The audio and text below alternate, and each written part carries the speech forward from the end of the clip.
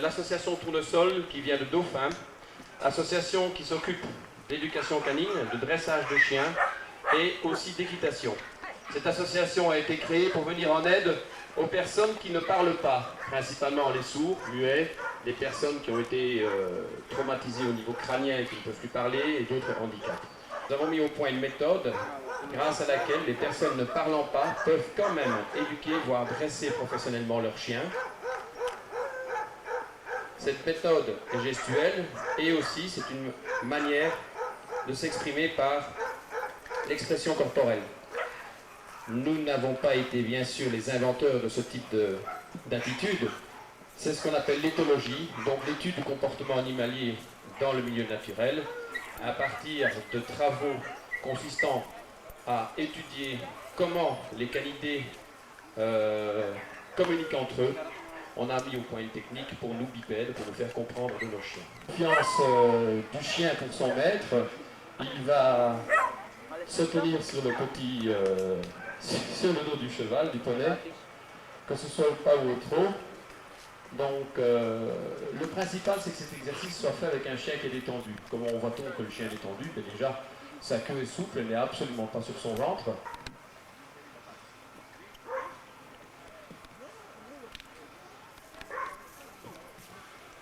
Voilà, n'oublions pas que le cheval est un animal qui est une proie et que les chiens sont des prédateurs, ce qui est la seule difficulté de cet exercice, puisque physiquement, là, il n'y a rien de compliqué à faire.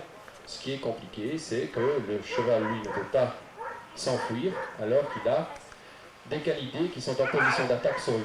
Hein? Voilà, c'est pas mal. Alors, on enlève les deux chiens et on va faire grimper un gros de plus. Seulement, tu restes sur le cheval ou tu descends? D'accord.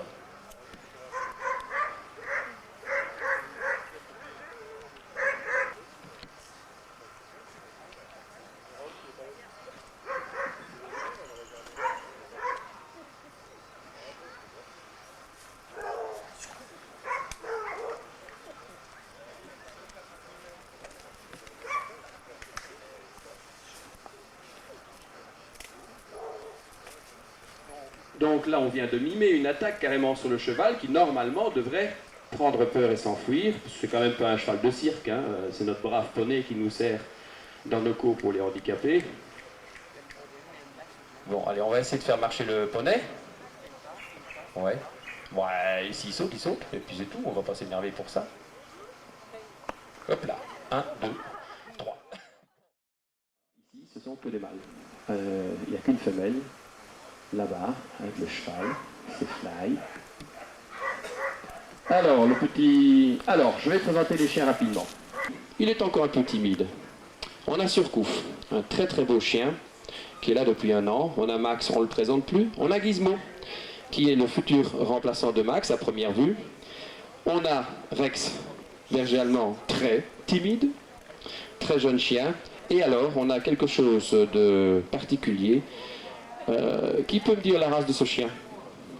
Il y a des professionnels là qui peuvent me dire la race de ce chien. Toi, tu le connais, tu ne peux pas parler, toi. Qui c'est qui connaît? Il a 10 mois, je vous aide, il a 10 mois. Est-ce qu'il y a des grands voyageurs chez vous? Eh bien, il s'agit d'un dingo. Chien sauvage d'Australie. Il n'est pas pur, mais presque. Alors, vous allez essayer de mettre le chien ainsi, sans vous en approcher, et le plus silencieusement possible.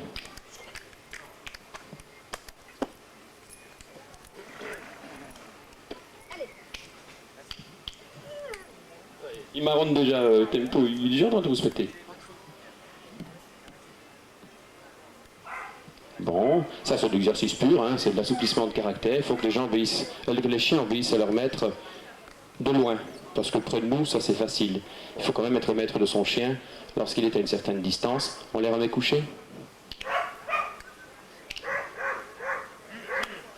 Vous remarquerez que par rapport à l'ancienneté des membres et des chiens, on va entendre de temps en temps une petite parole, mais c'est quand même quelque chose qu'on essaye d'éliminer. Juste pour vous montrer que c'est facile de travailler avec des chiens sans leur parler, on va faire quelques exercices de base que l'on pratique dans toute la France.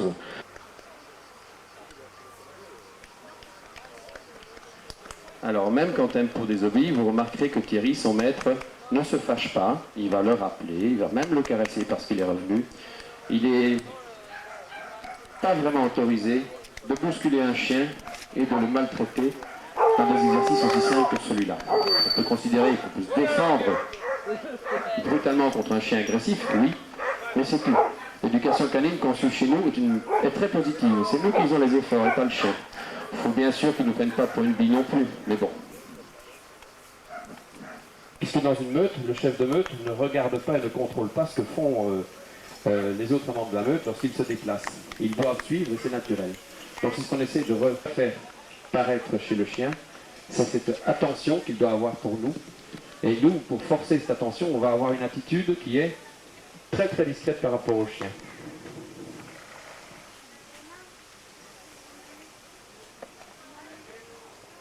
Allez, on ordonne le coucher.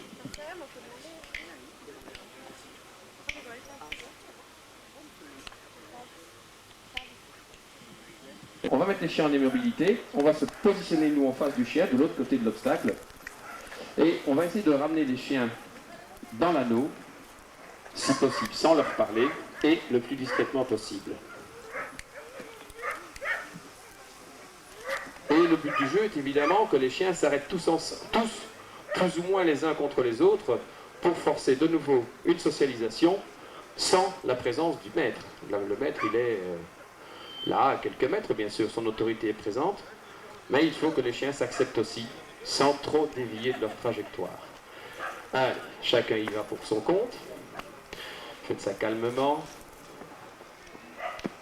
Alors, Tempo, lui, c'est un malade. Il faudra lui payer un ABS, lui.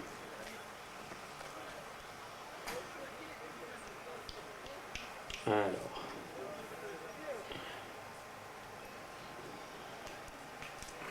Gizmo, c'est un vieux de la vieille, lui, hein. Il a déjà 2 ans, donc ça fait un bon moment qu'il travaille, puisqu'il a fait l'école du chiot chez nous. Et c'est pour ça que c'est devenu un bon chien de travail, parce qu'il a d'abord été socialisé dans le groupe comme chiot. Et un autre barouf qui, ma foi, n'a pas fort envie de ce truc-là.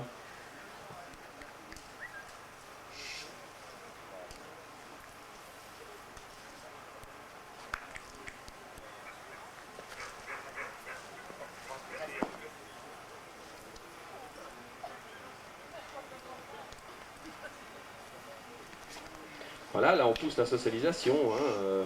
Un chien sur un autre, c'est toujours intéressant quand ce sont des mâles. C'est bien pour Barouf, allez, il s'est arrêté pas trop loin, c'est bien quand même. Quel âge il a, Barouf? 7 ans. Donc c'est un chien qui a commencé son éducation très très tard, parce que tu es membre depuis combien de temps? 2 mois? Ah ouais, un truc comme ça. Il essaie de communiquer avec son chien, sans lui faire de gestes, et bien sûr sans parler. Ça c'est évidemment indispensable.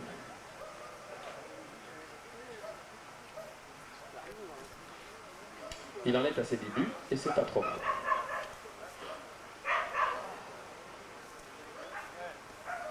Voilà, il vous montre les différentes positions. Il a toujours pas fait de geste avec les mains. Il vient de demander à son chien de rester. Maintenant, il va le rappeler. Il va lui demander le... Voilà, je l'ai prononcé le mot, mais je ne le fais pas, sinon on serait triché. Là, il va lui demander la position haute. Voilà. Il redemande la position la plus basse, que je ne prononce pas. Voilà, sans tricher. C'est bien, Philippe. C'est pas mal, ça. Pas mal du tout. Pas mal du tout. Oui, là, ça devient l'expression corporelle. Il y a le regard qui compte, bien sûr, la fixité du visage. Sébastien ne peut pas regarder son chien, pas du tout. Et l'autre zouave, ben, puisque son maître ne le regarde pas, ma foi, il peut peut-être ne pas obéir. Il lui demande de venir, il vient.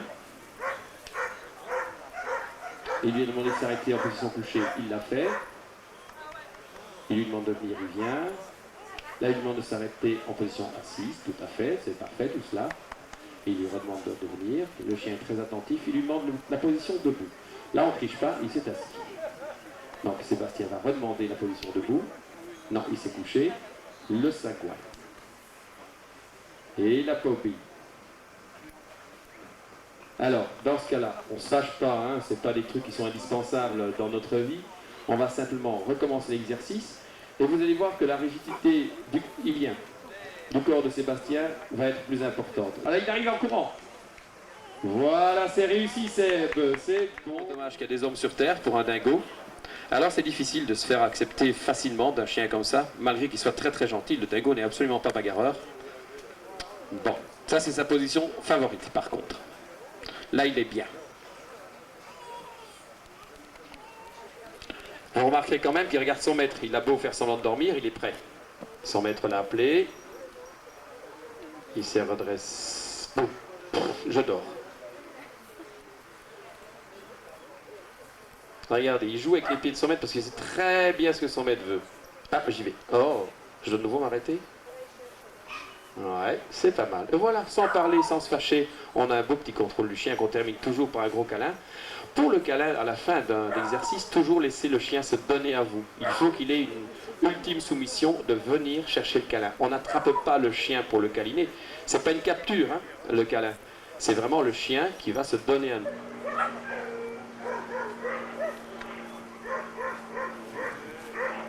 Alors parfois on est obligé de faire des petits gestes, bien sûr. Si j'ai envie qu'il s'immobilise debout, je dois quand même lui indiquer quelque chose d'un peu plus net, d'un peu plus ferme. Je vais donc simplement appuyer mes mains sur son crâne, et il sait qu'il doit rester dans cette position.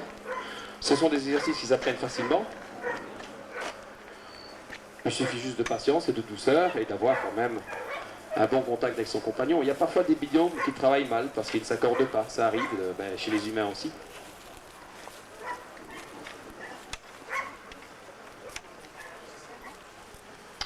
Là, le commandement au geste est un petit peu moins discret. Là, je lui demande de rester, bien sûr.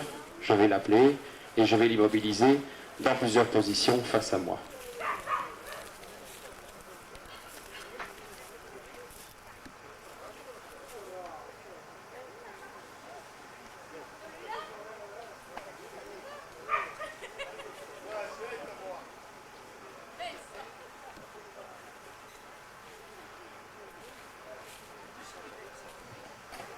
Voilà, ça c'est à peu près le plus discret que je peux faire. Mais c'est pas mal parce qu'il est très attentif, il connaît mes désirs. Je vais tenter d'expliquer ce que Philippe fait puisque je ne savais pas qu'il allait faire ça, voilà. Alors, à distance et sans parler à son chien, avec quelques gestes, il va lui demander de passer soit sur la chaise, soit dessous, et éventuellement même de prendre plusieurs positions sur la chaise. C'est pas mal, il sourit Philippe, il est content.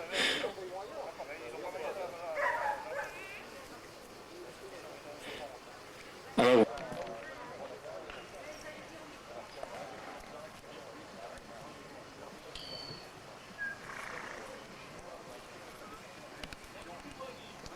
c'est bien Philippe, on l'applaudit Philippe. Entre autres, pour se sortir d'une piscine où il n'y a pas d'escalier mais bien des échelons, eh bien il saura ce que c'est.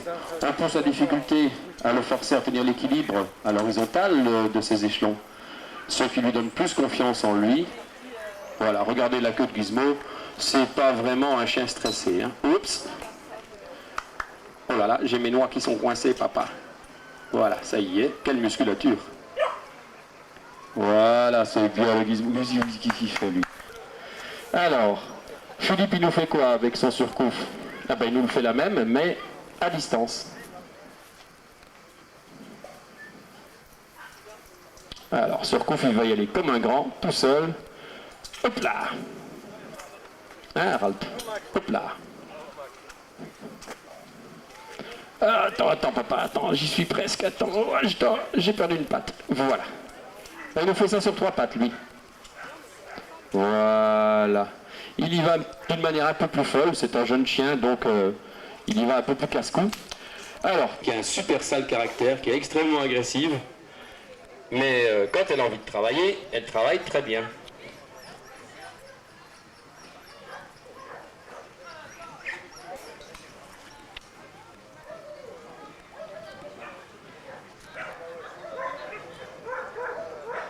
Elle a très bien compris ce qu'on lui veut, alors elle regarde sur le côté, elle a l'air de dire non, moi j'ai rien vu du tout, je connais pas cet ordre-là.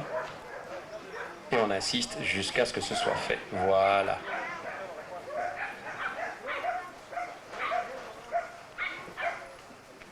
Voilà. Bon, alors ça c'est évidemment un chien beaucoup plus posé, il a de l'âge, il a de l'expérience, donc lui il regarde les échelons quand il marche. Un tempo. Il regarde les échelons pour savoir où poser la patte. J'avais demandé à Max de s'immobiliser, voilà. Et puis, ben, on va faire un petit exercice coolesque, de cirque. Voilà, un petit rampé de chien sous chien sur l'échelle. Avec une petite immobilité, si possible.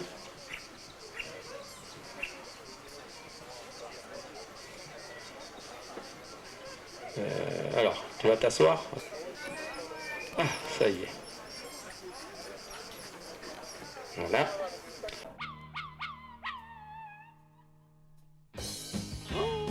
Tout se passe bien si on persévère. Il ne faut pas se contenter de la base. Parce qu'alors, on n'a jamais un vrai